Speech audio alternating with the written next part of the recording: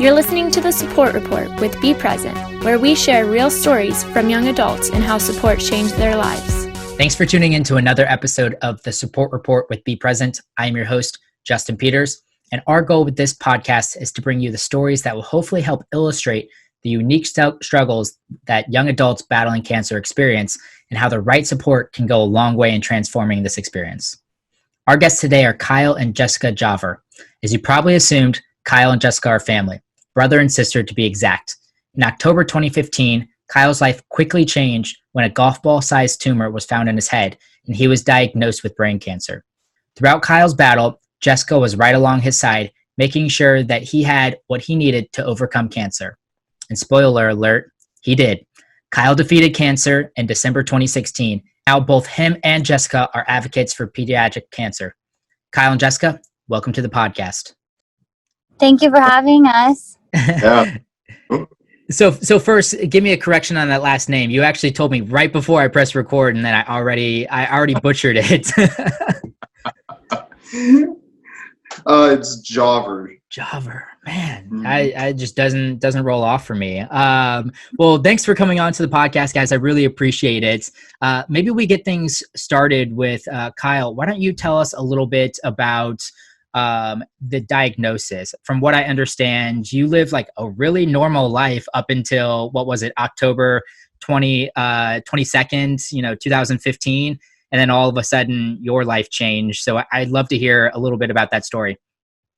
Yeah, I was, like you said, it was just kind of a normal life. I was going to college at Cal State Long Beach, and I was hanging out with my friends and just, being a normal, teenager. And I was 19 at the time. And so I was in my second year of college, and I went bowling with my friends one night, and then the next day I woke up and my neck was hurting me, and I was like, oh, I probably just pulled a muscle in my neck, doing something stupid bowling. So then over the next couple of weeks, the neck pain didn't go away. It just kept getting worse and worse. And then I started having really bad headaches. And then I was walking on campus one day, and I noticed that I couldn't walk a straight line, and I kept falling over to one side, and I was like, oh, this is weird. I've never had this happen before, So I, being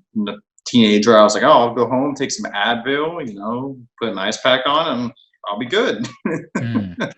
But, I kept getting worse and worse, and I went to the ER one night, and I was dehydrated, so I was just getting fluids, and we're like, we should do a CAT scan, just, see if there's a torn ligament or, something.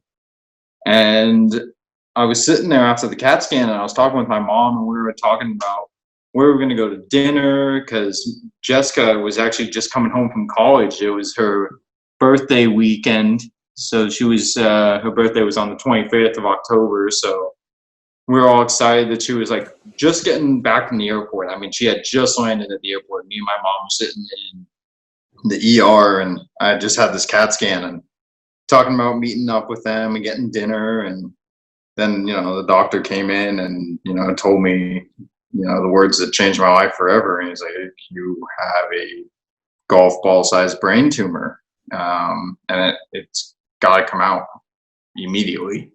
Wow. Yeah. So what was the initial reaction? Did you even believe it? I thought it was a mistake. I was like, you guys got the wrong person, or you're supposed to I don't know if this is supposed to be a doctor joke. I don't know. I was shocked, and I was just it took a few minutes to really sink in, and then me and my mom kind of looked at each other and I think we should call my dad and Jess, because they were in the car going home, and we're like, we should give them a call and tell them that we're not leaving the hospital tonight. Wow. So what was the official diagnosis? The official diagnosis was medulloblastoma. Okay.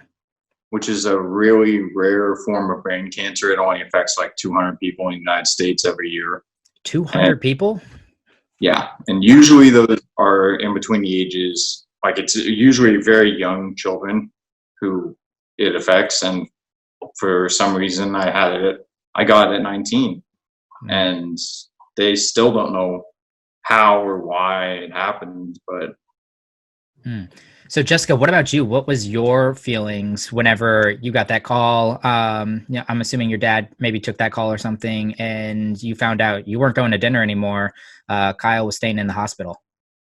Yeah, it was, I was on my way home from the airport. I went to school in Arizona. So I was driving home from the airport with my dad, and my mom called and said, you guys should probably come over to the hospital. And then when we got there, she told us there's something in his brain. And I couldn't comprehend what she was saying. I was like, what do you mean there's something in his brain? And that was about the only words she could form at that point. And we went back to see Kyle, and the doctor said the same thing. He has a tumor in his brain, and he's not going to go home tonight. And so we're going to, keep him overnight and watch him. And I just couldn't believe it. We've been a pretty fortunate family to not have a lot of illnesses or even get sick, like a yearly flu. We've been really lucky. So that was shocking to even be at the hospital in the first place. And for them to say that he had a tumor I couldn't even believe the words coming out of their mouth. So it was definitely shocking. Wow. that was my first time in a hospital. I'd never been inside a hospital before. Really? So Yeah, we were very lucky growing up. holy cow. So what happened after that? Did you was surgery planned? How quickly did you get into surgery? So the original plan was to have surgery within the next couple of days. I think they said they wanted to do it within the next 3 days. And so when I was first told I had a brain tumor, it was at night. I was in the ER, and it was like probably 8 o'clock at night. And then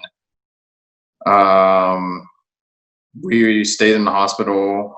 And I think it was like a Friday, and then your surgery was on Monday. Yeah, that was the original plan. And then my brother actually had a friend who had a brain tumor. And so when we told him, he immediately contacted her and was like, hey, who was your doctor that did your surgery? Because she had a really risky surgery, and no one would operate on except for this one doctor who's really talented and one of the best in the nation. So we contacted her to find out who it was, and then my mom sent him an email on Saturday night at 2:30 in the morning or something crazy. And we were like, oh, we probably won't hear back from him. And we had an email at 6 o'clock in the morning, just a few hours later, from him saying, be here on Monday at 8 a.m. and we're going to take a look at this thing. And so we went to that hospital and saw him, and he was like, he looked at the MRI scans that we did and the CAT scan and everything, and he scheduled my surgery for, I think it was that Tuesday. That night. Yeah. It was Tuesday the next day. That's what it was, because I remember it was supposed to be at noon on Tuesday, the following day. And they had a bunch of surgeries that had to be pushed forward. So then I ended up waiting in my room, with anticipation from noon until 6 or 7 o'clock at night, just waiting for someone to come in and get me. And it was one of the strangest times of my life, where you're just kind of in limbo of not really knowing what's going on, because it was only a couple of days since I found out I had the brain tumor, and then now I'm waiting to have brain surgery. I was just going to school the day before, it's Yeah. it threw me for a loop, and you didn't know what was going to happen. Yeah. That is crazy. I can't believe that was your first time in the hospital, and I'm assuming you spent a pretty good amount of time in the hospital there forward. What was your experience like? What did treatment, what did the treatment experience look like? Can you describe what it was like being in the hospital? So I was in the hospital a lot. I think we added it up. When I was doing chemo, it was over 165 days or something in the hospital. Oh. So I did, after I had my 9-hour brain surgery. I spent a few days in ICU, and then I came home, and I loved Halloween. So like I came home on Halloween, and my brother and sister and my cousins had actually decorated the house. I do it every year. I decorate the house for Halloween, and I decorate the front yard and everything. So when I came home from the hospital, I broke down in tears because they had decorated the whole house. I sat in a chair out front and passed out candy to all the kids that came to the house, and it's one of my favorite memories that I have. But besides, I spent a few days in ICU, which was crazy because, again, first time in the hospital, so I didn't even know that ICU, ER, all that stuff was separated. I had no idea what I was in for. Then I came home, and then I did 30 days of radiation. So that was crazy because we did a proton therapy radiation in San Diego at Scripps. And so we would drive down there every morning at like 6 a.m. to go do this. And radiation was just crazy. It's just a room with a big machine in it, and never seen anything like it before. It looked like a transporter from, Star Trek, Yeah, so that was, I'd go down there, have my treatment, and I'd come home. But for chemo, I was in the hospital for about a week at a time.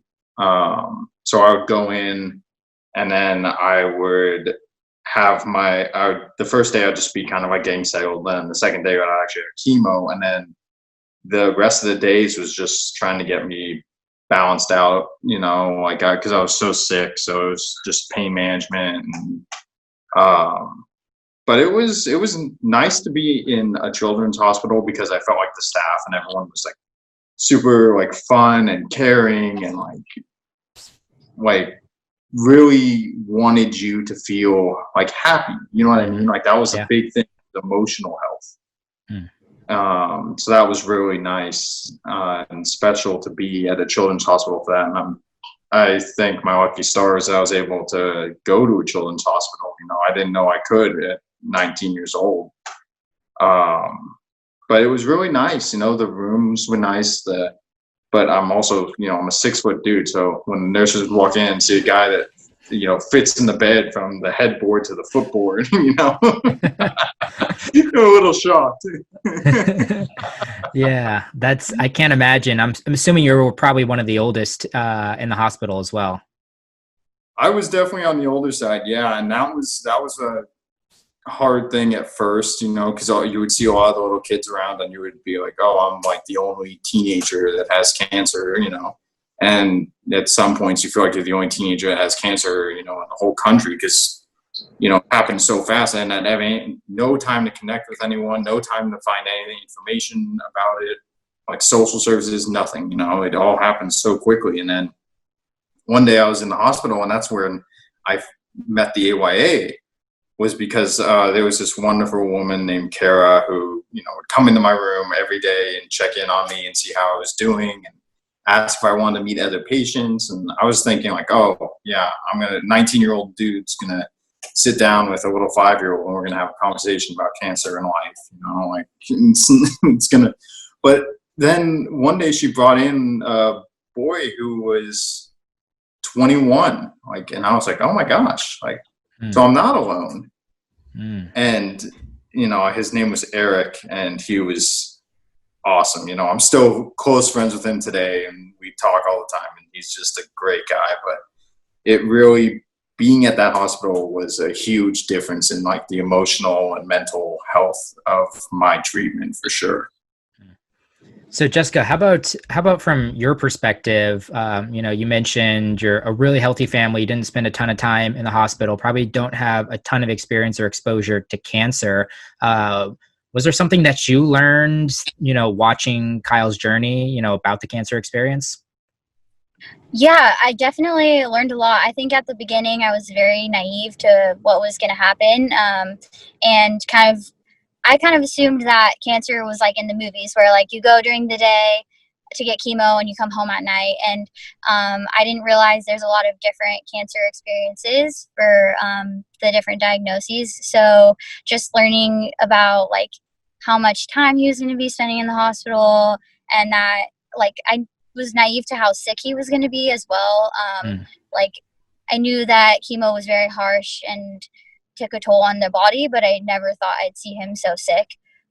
So I definitely learned, you know, it was a very different cancer journey than I thought it was going to be from the beginning. So Yeah.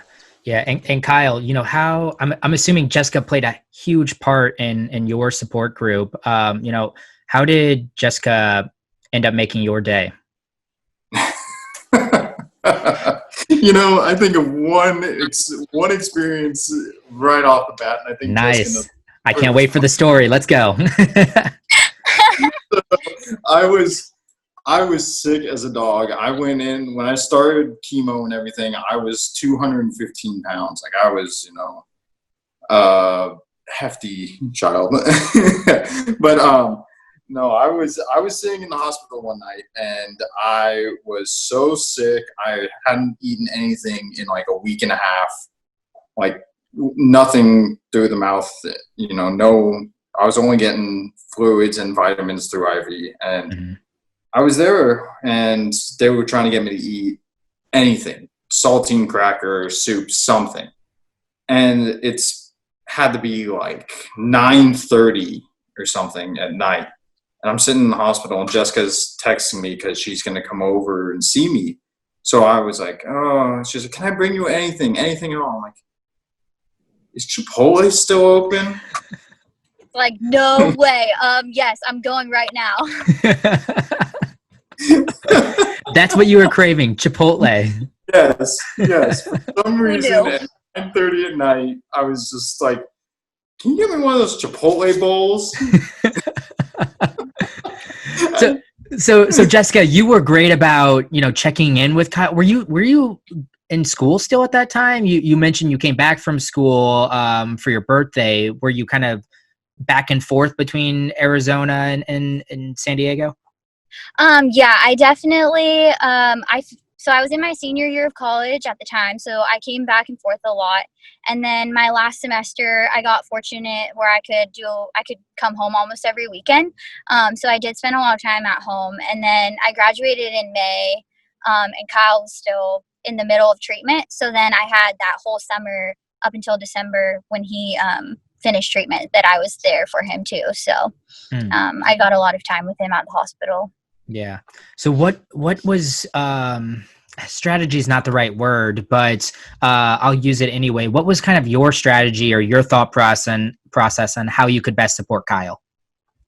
I never really knew. I think with Kyle, it was different every day, but I think the best way I went about it was just like checking in with him. Like, do you want company there today? Do you want to just sleep? Like, do you want me to bring snacks? Do you want me to just come and sit with you? Like, you know, trying to check in with him.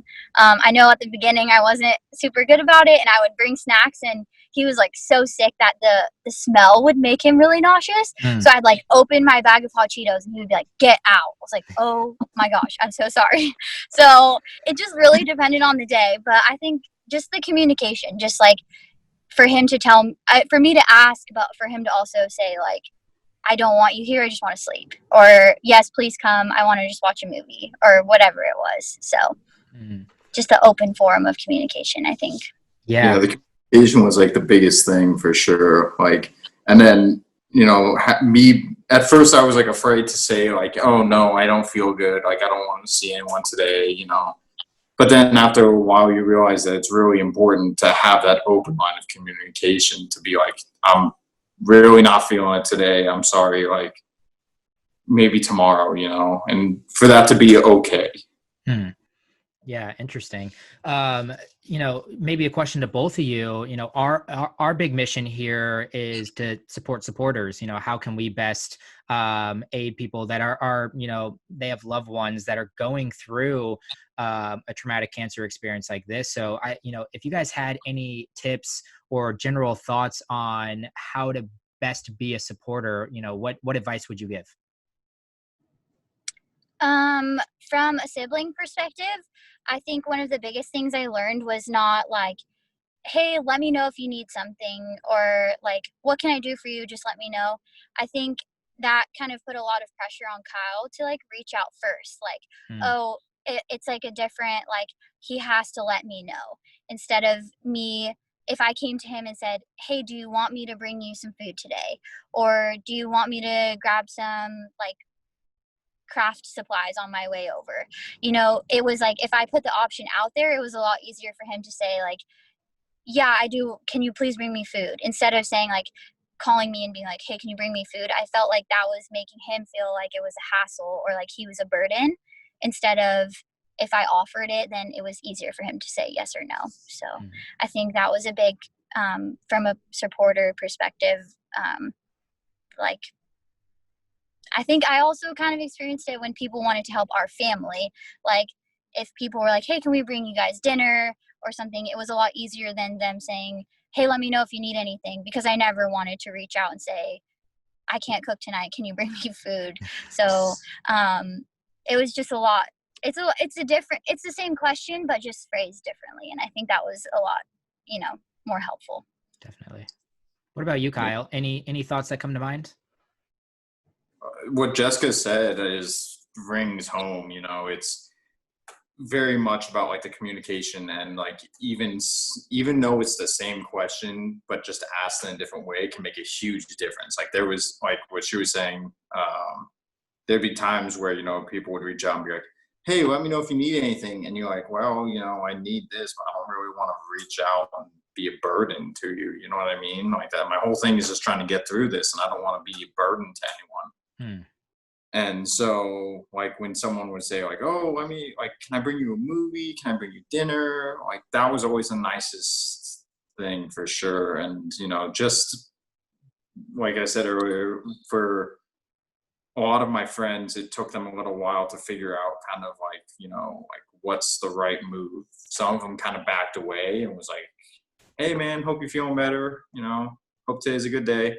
And others would be like, hey, I want to come see you, but I don't know how you're feeling, so I don't want to ask you how you're feeling, And then others just kind of wrote it out with me, and I just knew that it was a day-by-day thing. And so I think that for my friends, the best thing was just like, just text me, and they would just say, hey, man, hope you're feeling better. Like, I'm available this week, Monday, Tuesday, Wednesday in the afternoon. If you're looking for company, I'm around, just send me a text and I'll be there.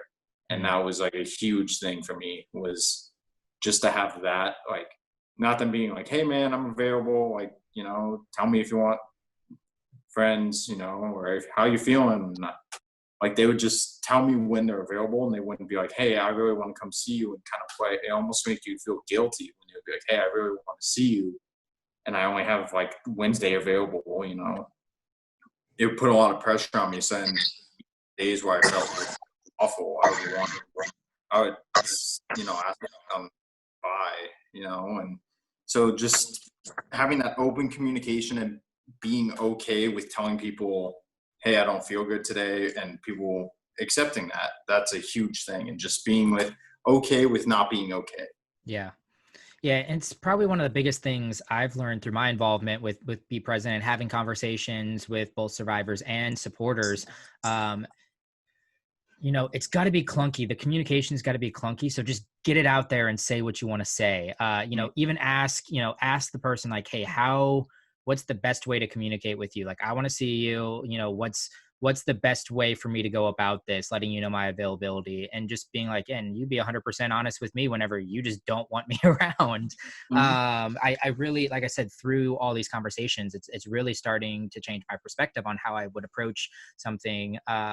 If unfortunately one of my friends or family members wound up in an experience like this. So as we, come to a conclusion in this conversation, I would love to talk about what you've done since December 2016. It's been 3.5 years since, you actually beat cancer. Congrats. I love hearing those stories. And you're now, kind of wanting to pay it forward and bringing a lot of education and support to the, adolescents and young adults cancer patients that are out there currently. So what are you doing, and what's your goal? Jess, you want to go first? Because I think what you're doing is really cool. Okay, well, so since Kyle went through treatment and I got to spend a lot of time with him at the hospital, I kind of changed career goals a little bit. So I decided I wanted to be a nurse. So I went back to school and I finished nursing school last August. And now I'm working as a nurse in Mission Viejo. So I love being able to give back in that way and also just really be, like an advocate for patients, letting them know about AYA. And I think being a supporter is good for not only cancer patients, but all patients. And I think that my experience like really helped like for me and mold me into the nurse that I am today. So that's been super cool. Just being able to take that experience and like use it for the rest of my life, which is really cool. Oh, wow. That's an awesome story. I'd love to hear that. Super cool. Kyle, what about yourself? I went back to school. So after treatment, I was able to get back into school and back at Cal State Long Beach, and I'm hoping to graduate this year. So yes, Let's I'm go. Yeah. So I'm hoping to graduate with my outdoor recreation degree, and I'm hoping to one day be able to take cancer patients and take them outside and show them the world, because I know that that's one of the things I missed the most when I was in the hospital was, nature. So I want to be able to take patients out and show them nature. And even if they're in the middle of treatment, show them that they're able to get outside and be in the sun for a little while. So that's kind of my goal. And that's why I'm back at school. And then, I'm still part of the AYA at Chalk. I'm still very active in that. Me and Jessica both are. And we have prom this week for Nice. AYA, which is awesome. But with all this COVID stuff, it's been really tough to get everyone together. So it's actually like a drive-through prom. So it's they're decorating like the whole valet section of the hospital. And like cars get to drive through and like, get out and take pictures at like different little stands and stuff, so it's cute and we're excited to do that. Our family started a company too to help raise money and donate money to people who have been affected by cancer. That's actually my hat that I'm wearing and Jessica's shirt, which was totally unplanned. I know. So can you tell us a little bit about the company and where listeners could find it?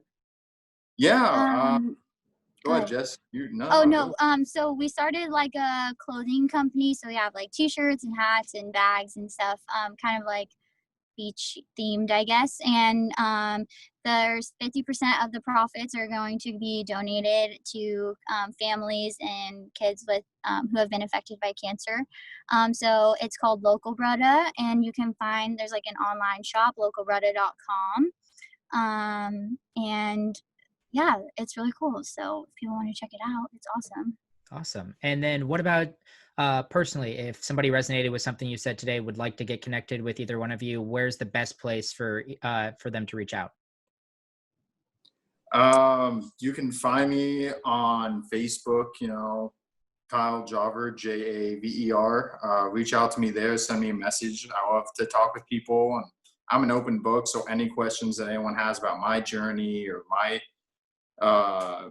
after cancer experience or needs help getting back into school or anything, let me know. I know I have some connections that can help, and you can find me there. You can send me an email at kbjaver@aol.com. I'm always checking my email, so you can reach me there too. Cool.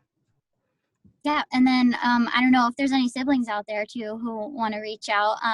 Facebook is great, or Instagram is just my first and last name, so Jessica Javer, and they can reach out there as well. Awesome. And I'm sure there's tons of siblings out there that are in a very similar situation that you were in. So I'm sure a lot would like to connect with you and learn a little bit more how they could best support their brother or their sister throughout their experience. Yeah, well, Kyle, absolutely. Jessica, it was a pleasure having you on the support reports. I really appreciate you coming on and sharing your guys' stories. And, I would love to stay connected with you guys moving forward. Yeah, awesome. Thank you so much for having us. Yeah, thank you so much. Awesome. Well, it's been a pleasure, guys. Thanks again.